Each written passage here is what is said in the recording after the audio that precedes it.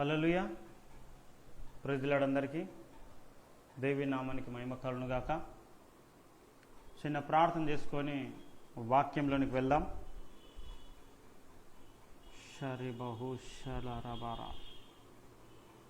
పరిశుద్ధాత్ముడైన యేసయ్య నీకు స్తోత్రమునైనా, ఈ దినమును బట్టి నీకు వందనాలు స్తోత్రాలు చెల్లిస్తున్నామునైనా. ఇదిగో నాయన మరొక్కసారి ప్రభా ఈ యొక్క లైవ్లో ప్రభా వాక్యం చెప్పడానికి ప్రభా అయ్యా నీ గురించి, నీ గొప్పతనము గురించి ప్రభా, అయ్యా నీ యొక్క మంచితనము గురించి చెప్పడానికి ప్రభా ఇచ్చిన మరొక్క దినమును బట్టి సమయం బట్టి నీకు వందల స్తోత్రాలు చెల్లిస్తున్నాం. అయ్యా వింటున్న ప్రతి ఒక్కరిని కూడా ప్రభా నీ ఆదులు తీసుకొని, అంతేకాకుండా చెప్పుతున్న వాక్యం నీ యొక్క మాటలు చెప్తున్న నన్ను కూడా ప్రభా నీ ఆదులు తీసుకొని, ఇదిగో ప్రభా ఆ వాక్యంలో దాగి ఉన్న సత్యం ప్రభా నా తండ్రి అయ్యా ఇదిగో ప్రభా నువ్వు మాట్లాడి ప్రభా నువ్వు మహిమను పొందమని బతిలాడుచున్న సమయమంతా నీ ఆదులు తీసుకో ప్రభా. నీకు స్తోత్రమున తండ్రి, నన్ను నీ ఆదులను తీసుకొని, నా మనస్సు నీ తలంపులు నీ ఆలోచనలు నీ ఆదులను తీసుకొని నువ్వేం మాట్లాడి నువ్వు మహిమను పొందమని యేసు క్రీస్తు నామమున అడుగుచున్నాను తండ్రి, ఆమేన్. మరొకసారి అందరికి ప్రైజ్ లార్డ్. దేవి నామానికి మహిమ కలుగును గాక. ఒక వాక్యం చదువుకొని కొన్ని నిమిషాలు డైరెక్ట్ మనం వాక్యంలోనికి వెళ్దాం. లూకా సువార్త 2వ అధ్యాయము 7వ వచనం. లూకా సువార్త 2వ అధ్యాయము 7వ వచనం.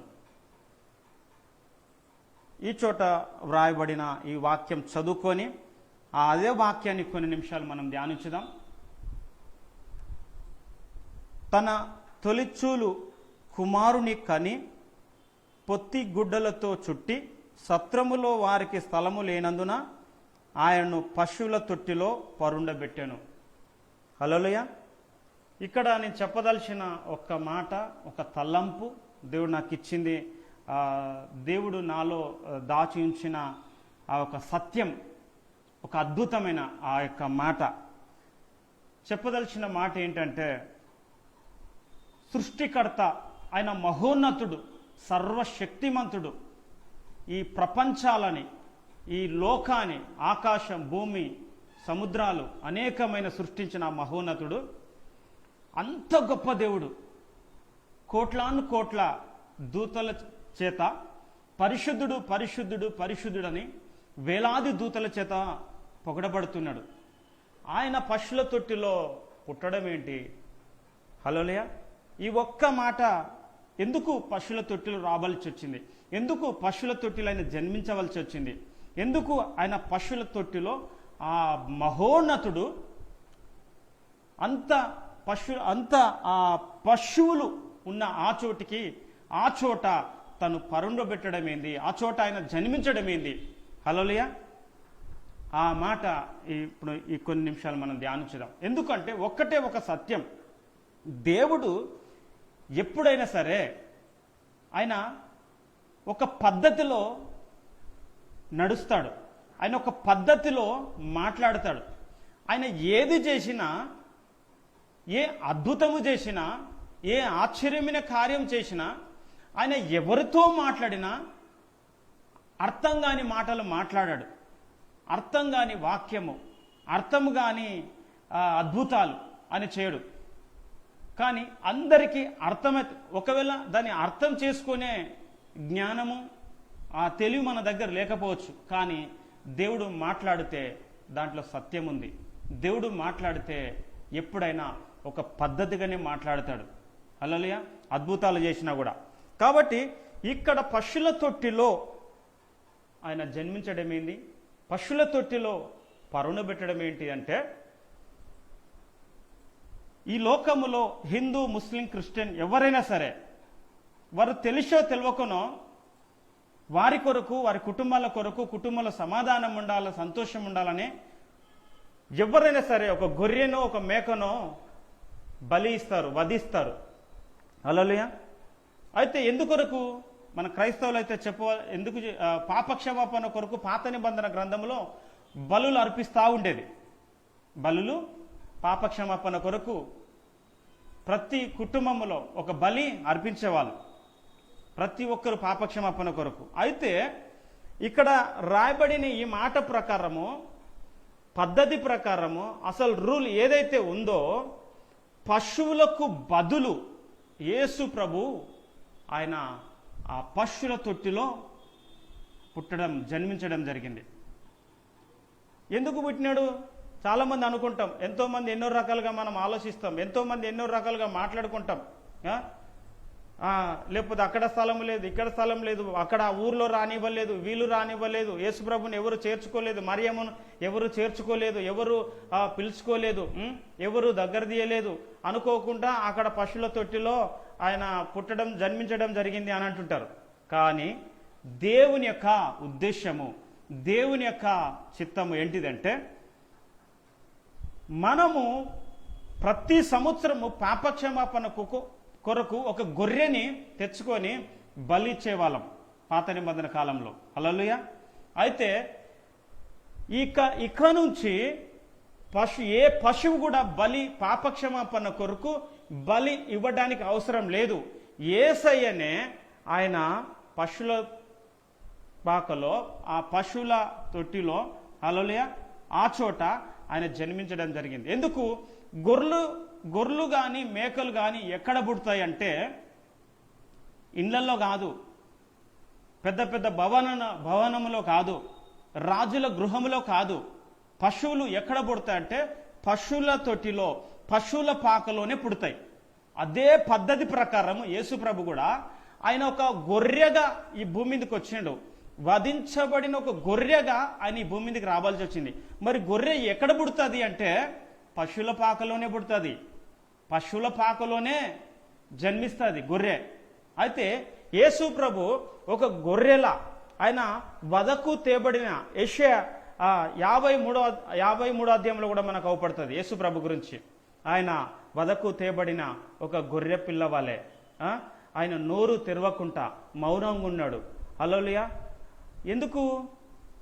ఆయన యేసు ప్రభు ఈ భూమి మీదకి వచ్చినాడంటే ఒక గర్జించి ఒక సింహములా, లేకపోతే ఇంకో వేరే వాటి లెక్క, వేరే జంతువు లెక్క, ఒక అధికారి లెక్క ఆయన మహోన్నతుడై ఉండి కూడా, హల్లెలూయా, ఆయన ఒక గొర్రెగా వచ్చినాడు ఈ భూమి మీదకి.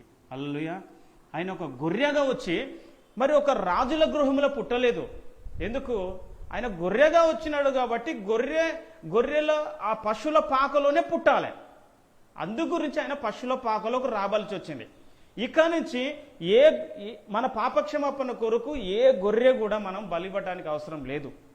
ఎందుకంటే యేసు ప్రభువే ఆయన ఒక గొర్రెగా ఈ భూమి మీదకి వచ్చినాడు. ఒక గొర్రెగా ఆయన ఈ పశువుల పాకలో పుట్టినాడు. హల్లెలూయా. అందుకు ఆయన పశువుల పాకలో పుట్టినాడు. ఇదొక చిన్న సత్యం, ఇదొక చిన్న సత్యం. కాబట్టి యేసు ప్రభు పుట్టడం కూడా కరెక్ట్గానే ఆయన ఒక పద్ధతిగా పుట్టినాడు. కాబట్టి నేను చెప్పదలిచిన మాట ఇంకొక విషయం ఏంటంటే, యేసు ప్రభు ఆయన గొర్రెగా మారినాడు. ఆ గొర్రెలా గుణము, లోబడటము, వినటము, హల్లెలూయా అనేది యేసు ప్రభు ఒక ప్రేమగా మారినాడు, ఒక గొర్రెగా మారినాడు, ఒక కరుణామయుడుగా, ఒక దయామయుడుగా ఆయన ఆ రకంగా మారడం జరిగింది. హల్లెలూయా. అయితే ఎవరైనా సరే ఒక గొర్రెని వధించినప్పుడు ఆ గొర్రె మామూలుగా ఆ గొర్రెలు నా స్వభావము, ఆ గొర్రెలు నా గుణము వీరి మీదకి రావాలని హల్లెలూయా ఆ యొక్క గొర్రెలని వధిస్తుంటారు. ఇప్పుడు మనము ఈ కాలంలో మరి యేసు ప్రభు నమ్ముకున్న మనము, హల్లెలూయా, యేసు ప్రభుని ఎందుకొరకు నమ్ముకున్నాము? ఆయన గుణము మనకు రావాలి. ఎప్పుడైతే ఆయన నమ్మినామో, హల్లెలూయా, ఎప్పుడైతే ఆయన నామం ధరించినామో, ఎప్పుడైతే ఆయన నమ్ముకున్నామో, ఆయన గుణము, ఆయన స్వభావము, ఆయన యొక్క దయ, ఆయన యొక్క కృప, ఆయన లాంటి మనసు, ఆయన లాంటి ఆ ప్రేమ, ఆయన నమ్మటముతోటి మనకు రావాలి. ఇప్పుడు చాలామంది పాత నిబంధన కాలంలో పావురమును కూడా బలిచ్చినారు, మేకని, గొర్రెలని, ఎడ్లని బలిచ్చినారు. ఎడ్లు కానీ గొర్రెలు కానీ, హల్లెలూయా, ఇవన్నీ మనిషికి లోబడతాయి. అయితే మరొక సింహాన్ని బలి ఇవ్వచ్చు, కానీ ఇవ్వలేదు. ఎందుకు? సింహముని బలి ఇస్తే సింహములో ఉన్న ఆ పౌరుషం ఈ మనిషి మీదకి వస్తుంది. మరి ఎడ్లు ఒక బండి కట్టినా ఆ కాడి కిందికి వెళ్తుంది. ఎడ్లు ఎంత దూరమైనా ప్రయాణం చేయవలసిందే. దానిలో ఆ గుణం ఉంది, ఎడ్లలో ఒక గుణం ఉంది. అట్లనే గొర్రెలో కూడా ఒక గుణం ఉంది. ఆ పావురం చూడు, అన్ని పక్షులు వేరే వేరే వేరే చోట్ల ఉంటాయి, కానీ పావురం మాత్రం ఇండ్లల్లో మనుషుల మధ్యలో తిరుగుతుంది. కానీ ఈ గొర్రెను వధించినప్పుడు గొర్రె గుణము ఈ యొక్క వారి యొక్క ఎవరైతే వధిస్తున్నారో పాపక్షమాపణ కొరకు బలిస్తున్నారో వారిపైకి ఆ గుణము రావాలని, కోపం పోవాలని, పగలు పోవాలని, ద్వేషాలు పోవాలని. మరి ఒక యేసుప్రభుకు ఒక ఏనుగు బలివచ్చు కదా, ఒక సింహాన్ని పులిని బలివచ్చు కదా, ఇవ్వలేదు. బలి కొరకు వాటిని ఒప్పుకోడు కూడా. ఎందుకు? వాటి గుణం వేరు, వాటి పౌరుషం వేరు. అనేక జంతువుల్ని చంపుకొని తింటాయి అవి, ఒక ఎలుగుబంటు లెక్క. వాటిని బలిస్తే ఆ గుణం వేరు. అయితే మరి గొర్రెని ఎందుకు బలిచ్చినారు? పావురాన్ని ఎందుకు బలిచ్చినారు? ఎడ్లని ఎందుకు బలిచ్చినారు? ఇవన్నీ మనిషికి లోబడతాయి. మనం ఏ రకంగా నడిపిస్తే ఆ రకంగా నడుస్తాయి. హల్లెలూయా. అట్లనే ఇప్పుడు యేసు ప్రభు నమ్ముకున్న మనము నమ్మిన వెంటనే ఆయనలో ఉన్న గుణము మనకు రావాలి, ఆయనలో ఉన్న ప్రేమ మనకు రావాలి. సరే, యేసు ప్రభు అంటే పశువుల పాకలో పుట్టినాడు, ఒక గొర్రెల ఆయన వచ్చినాడు, గొర్రెల తొట్టి పశువుల పాకలో తను జన్మించిండు. కానీ ఇప్పుడు దేవి నమ్ముకున్న అదొక సత్యం. కానీ యేసు ప్రభు నమ్ముకున్న మనము కూడా ఆ మహోన్నతుడే ఒక గొర్రె గుణము కలిగి ఆయన భూమి మీదకి వచ్చిండు. ఒక గొర్రెకున్న మనసు కలిగి, గొర్రెలు ఏ మనిషి మేపినా ఆ మనిషికి లోబడాలి. ఆ గొర్రె గుణముతోటి వచ్చిండు. ఆ గొర్రెకు బదులు ఆయన వచ్చిండు యేసు ప్రభు. అయితే ఈ రోజులలో, ఈ కాలములో యేసు ప్రభు నమ్ముకున్న మనకు కూడా ఆ గొర్రె లాంటి గుణము యేసు ప్రభులో ఉంది. కాబట్టి యేసు ప్రభు నమ్ముకున్న మనము ఆయనకు లోబడాలి. గొర్రె గొల్లవాళ్లకు లోబడినట్లుగా మనము కూడా యేసు ప్రభుకు లోబడాలి. యేసు ప్రభు మాట వినాలి. ఆయన సృష్టికర్త కాబట్టి ఆయన మహోన్నతుడే ఒక గొర్రెలా మారినాడు, పశువుల పాకలో పుట్టినాడు. మరి యేసు ప్రభు నమ్ముకున్న మనము కూడా ఒక గొర్రెలా మారుతుండాలి. ఆయన నమ్మిన వెంటనే ఆయనలో ఉన్న గుణము మనకు రావాలి. దేవుని నమ్ముకున్న వెంటనే ఆయనలో ఉన్న ప్రేమ మనకు రావాలి. ఆ పగలు వెళ్ళిపోవాలి, కోపాలు వెళ్ళిపోవాలి, ద్వేషాలు వెళ్ళిపోవాలి, ఇంకా అసూయ వెళ్ళిపోవాలి, నటన వెళ్ళిపోవాలి, ఇక ఒక రౌడీ యుజం అనేది వెళ్ళిపోవాలి, గుండె విజయం అనేది వెళ్ళిపోవాలి, ఇంకా హత్యలనే, ఇంకా వ్యభిచారం, నరహత్య, దొంగతనం, ఇవన్నీ ఈ గుణాలు మనలో వెళ్ళిపోయి ఆయన ప్రేమ అనే గుణము ఆయన నమ్ముకున్నాము కాబట్టి ఆయనలో ఉన్న గుణము మనకు రావాలి, ఆయనలో ఉన్న ప్రేమ మనకు రావాలి. ఒకవేళ రాలేదంటే హల్లెలూయా, ఇటు మనుషులం కాదు, హల్లెలూయా, ఇదో క్రూర జంతువు లెక్క అయిపోతాం. ఒకవేళ ఆయన తగ్గింపు, ఆయన ప్రేమ. ఎందుకు? బలి ఇచ్చినప్పుడు ఒక సింహాన్ని బలివ్వలేదు, గొర్రెని బలిచ్చిరు. సింహాన్ని బలిస్తే సింహంలో ఉన్న గుణము మన పైకి వస్తుంది. హల్లెలూయా. అట్లనే గొర్రెని బలిచ్చినారు కాబట్టి ఆ గొర్రెలో ఉన్న ఆ గుణం, లోబడేది, మాట వినేది, ఆ గుణము ఈ యొక్క వారి యొక్క పాపక్షమాపణ కొరకు బలిచ్చిన వారి కుటుంబం పైకి రావాలి. హల్లెలూయా. అందుకొరకు గొర్రెలని, ఎడ్లని, మేకల్ని బలిస్తారు. హల్లెలూయా. మరి ఇప్పుడు దేవి నమ్ముకున్న మనము కూడా, దేవి నమ్ముకున్న మనము ఆయనలో ఉన్న గుణం మనకు రావాలి, అంచలంచలుగా మారుతుండాలి. హల్లెలూయా. నమ్ముకున్నప్పుడు అందుకే దేవుడు అంటాడు, ఒక చెంప కొడితే రెండో చెంప దిప్పమాడు. ఎందుకు? ఆయన నమ్ముకున్నప్పుడు ఆయన గుణము మనకు రావాలి. ఆయన కొడితే పడ్డాడు, తిడితే పడ్డాడు. హల్లెలూయా.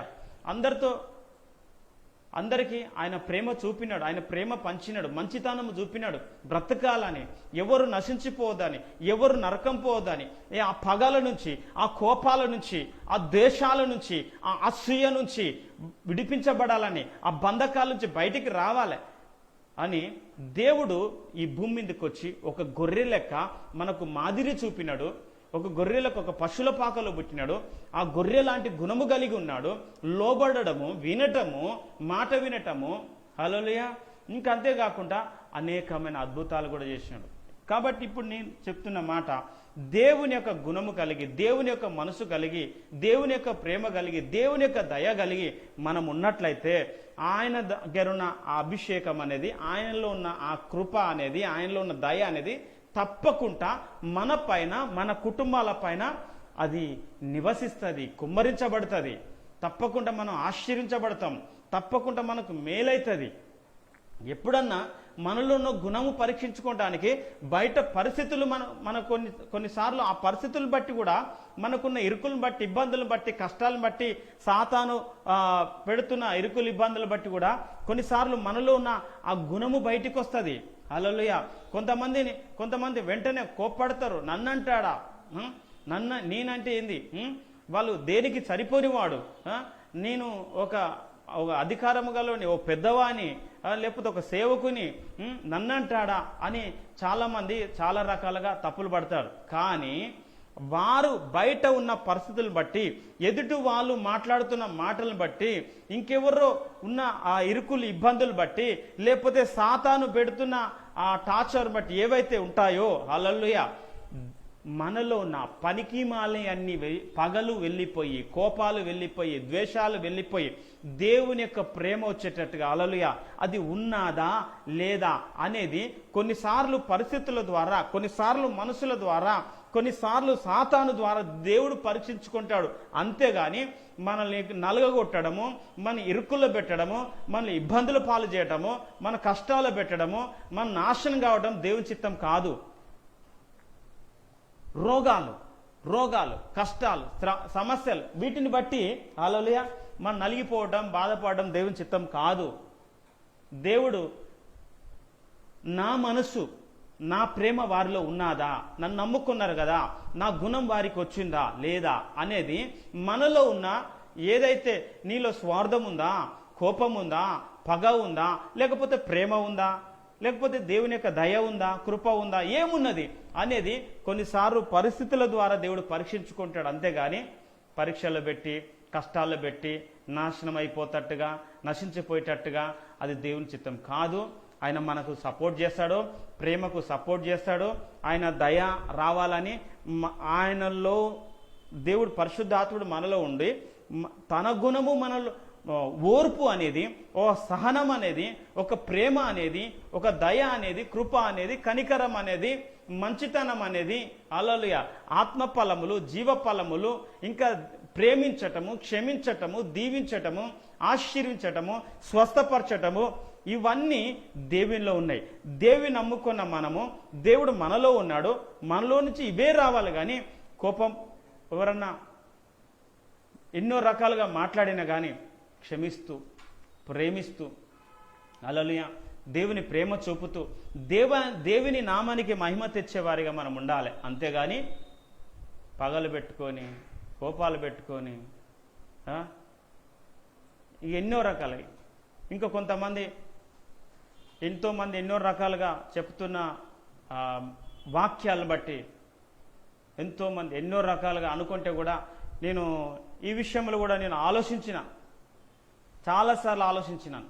ఏంటిది, ఎంతోమంది ఎన్నో రకాలుగా నా గురించే తప్పుగా ఏదో చెప్తున్నాడు అని అనుకుంటే, దేవుని నేను అడిగినుంటే, ప్రభువా వాక్యం చెప్పాలా వద్దా ఈ యొక్క వీడియోలలో, లైవ్లలో అని అన్నప్పుడు దేవుడు తాను స్పష్టంగా నాతో మాట్లాడి, నిన్ను నడిపిస్తాని, దేవుడు నేను మాట్లాడుకుంటాని, హల్లెలూయా, దేవుడు ఎన్నో విధాలుగా నాతో మాట్లాడు. కాబట్టి ఈ లైవ్లో నేను అన్ని వివరాలు చెప్పలేను. కాకపోతే దేవుని ప్రేమను బట్టి, దేవుని నమ్ముకున్న ఆయన గుణమే నేను చూపాలి, ఆయన ప్రేమనే చూపాలి, ఆయన ఒక గొప్పతనమునే చూపాలి. ఆయన యొక్క వరాలు లేదా ఆయన యొక్క ఫలాలు ఈ లోకానికి చూపాలి. కానీ ఎవ్వరు ఏమనుకున్నా కానీ దేవుని పనిలో సాగిపోవటమే, ఆగిపోయేది కాదు. దేవుడు పిలిచిండు, దేవుని ఊపిరి కలిగి పరిశుద్ధాత్మక శక్తి కలిగి ఆయన యొక్క నడిపింపులో, ఆయన సహవాసములో, ఆయన యొక్క మార్గములో, ఆయన యొక్క సత్యములో, ఆయన యొక్క జీవములో నడుస్తున్నాను. కాబట్టి దేవుడే నడిపించుకుంటూ ఆయన పుట్టించిండు, ఆయన పంపించిండు. ఆయన పనిలో, ఆయన యొక్క సేవలో, ఆయన యొక్క పరిశుద్ధాత్మ సహవాసంలో కలిసి నడవటమే ఆ పని. అంతకు మించిన ఇంకొక పని లేదు. హల్లెలూయా. కాబట్టి ఈరోజు వింటున్న ప్రతి ఒక్కరూ ఇదొక సత్యం. దేవుడు పశువుల పాకలో పుట్టడం అనేది ఆ మహోన్నతుడు సృష్టికర్త. ఆయన ఒక పశువుగా, మళ్ళొక్కసారి అదే వాక్యాన్ని, మళ్ళొక్కసారి చిన్న వాక్యాన్ని మళ్ళీ గుర్తు చేస్తున్నాను. పశువుల పాకలో పుట్టడము, ఒక ఆయన గొర్రెలా వచ్చినాడు కాబట్టి గొర్రె రాజుల గృహంలో పుట్టదు. గొర్రెల మందలోనే, గొర్రె దొడ్డిలోనే జన్మిస్తుంది, కానీ రాజుల గృహంలో కాదు. అందు గురించే యేసు ప్రభు ఈ పశువుల పాకలో పుట్టడం జరిగింది. అందు గురించే ఆయన గొర్రెలా వచ్చినాడు కాబట్టి ఆ గొర్రెల దొడ్డిలోనే ఆయన పుట్టడం జరిగింది. ఆ గొర్రె ఆ పశువుల పాకలో, ఆ తొట్టిలో పుట్టడం జరిగింది. అంతేకాకుండా ఇంకా ఎవరికో దేవుడు చూపించలేదు. తాను పుట్టడము కూడా, పుట్టినాక తెలియజేయటం కూడా దూత వచ్చి మొట్టమొదటి ఎవరికి చెప్పిందంటే, గొర్రెలు కాస్తున్న తూర్పున చుక్క పుట్టినప్పుడు ఆ నక్షత్రము చూసి ఈ గొర్రెలు కాసే గొల్లవాళ్ళు ఆశ్చర్యపడుతున్న సమయంలో అక్కడ దేవదూత వెళ్ళి ఆ యొక్క గొల్లవాళ్ళకు చెప్పడం జరిగింది. ఈ యొక్క గొర్రె పుట్టడము చూడు, గొర్రెల యేసుప్రభు పుట్టడం చూడు, ఆ గొర్రెలు కాస్తున్న వారికే, వారి ద్వారానే సువార్త రావటం కూడా చూడండి. అది దేవుని యొక్క ప్రణాళిక, దేవుని యొక్క ఉద్దేశం, దేవుని యొక్క పద్ధతి ఆ రకంగా ఉన్నది. కాబట్టి ఆ ఒక్క సత్యమే నేను చెప్పదలిచినాను. ఆయన గొర్రెలా వచ్చినాడు కాబట్టి గొర్రెల దొడ్డిలోనే, ఆ యొక్క పశువుల పాకలోనే పుట్టడం జరిగింది. అంతేగాని ఆయన మహోన్నతుడు, సర్వోన్నతుడు, బలవంతుడు, ఈ సర్వ సృష్టికి యజమానుడు కాబట్టి ఆ రకంగా మారినాడు. మరి ఆయన నమ్ముకున్న మనం కూడా ఆయనలా మారాలి. ఆయన గొర్రెలా మారితే గొర్రెల పశువులకు బదులు, ఆయన గొర్రెలకు బదులు ఆయన ఒక గొర్రెలా మారిండు. మరి దేవి నమ్ముకున్న మనము ఆయనలా మారాలి. ఒక సింహములా కాదు, ఒక ఎలుగుబంటిలా కాదు, చీల్చుకొని తినటం, కోపాలు, పగలు, ద్వేషాలు పెట్టుకుంటాం, ఇంకా ఈ ఒక దయ్యము గుణము కాదు, దేవుని గుణము రావాలి. ప్రేమించాలి, క్షమించాలి, దీవించాలి. కాబట్టి ఆ మనసు కలిగి ఉండాలి. కానీ కాబట్టి ఒకవేళ అలాంటి ఇంకా పనికిరాని ఏదైనా ఉంటే కూడా తొలగించుకుంటూ దేవుని యొక్క ప్రేమలో, దేవుని యొక్క దయలో, దేవుని యొక్క కృపలో మనం సాగిపోతే మంచిది. అది దేవుని నామానికి మహిమాకారంగా ఉంటుంది. దేవుడు సంతోషపడతాడు. ఈ కొద్ది మాటలు దేవుడు దీవించును గాక. చిన్న ప్రార్థన చేసుకుందాం. పరిశుద్ధాత్ముడైన యేసయ్య నీకు స్తోత్రమున తండ్రి, ఈ దినముకై నీకు వందనాలు. ఇదిగో ప్రభా, నీ యొక్క నువ్వు ఈ గొర్రెల ఈ భూమి మీదకి రావటం జరిగింది నా తండ్రి. నాయన నీకు స్తోత్రమున తండ్రి. నువ్వు మహోన్నతుడవు, ఈ యొక్క సృష్టికి యజమానుడవు నా తండ్రి, సృష్టికర్తవు నాయన, కన్నా తండ్రివి నా తండ్రి. నాయన మా కొరకు పశువుల పాకలో పుట్టి ఆ గొర్రెల ఆ యొక్క దొడ్డిలో పుట్టడం నా తండ్రి. నాయన ఆ రకంగా నువ్వు వచ్చినావు నాయన, నీకు వందనాల తండ్రి. అంతేకాకుండా నిన్ను నమ్ముకున్న మేమందరము కూడా ప్రభా, ఒక గొర్రెలో ఉన్న గుణము లెక్క నా తండ్రి, నిన్ను నమ్ముకున్న మేమందరము నీ యొక్క మనసు, నీ యొక్క ప్రేమ, నీ యొక్క దయ, నీ యొక్క కృప, నీ యొక్క కనికరము కలిగి ప్రేమించే మనసు, క్షమించే మనసు కలిగి మేము నిలబడేటట్లుగా మాకు అందరికీ సాయం చేయమని, అంతేకాకుండా లైవ్లో ఉంటున్న ప్రతి ఒక్కరిగా ఆ తర్వాత వినేవారిని కూడా ప్రభా నువ్వు దీవించమని, ఆశించి మహిమను పొందమని యేసుక్రీస్తు నామమున అడుగుచున్నాను తండ్రి. ఆమేన్. Praise lord. అందరికీ దేవి నామానికి మహిమ కలుగాక. దేవుడు దీవించును గాక. మళ్ళీ సండే మళ్ళీ లైవ్లో మళ్ళీ కలుద్దాం. ఆమేన్.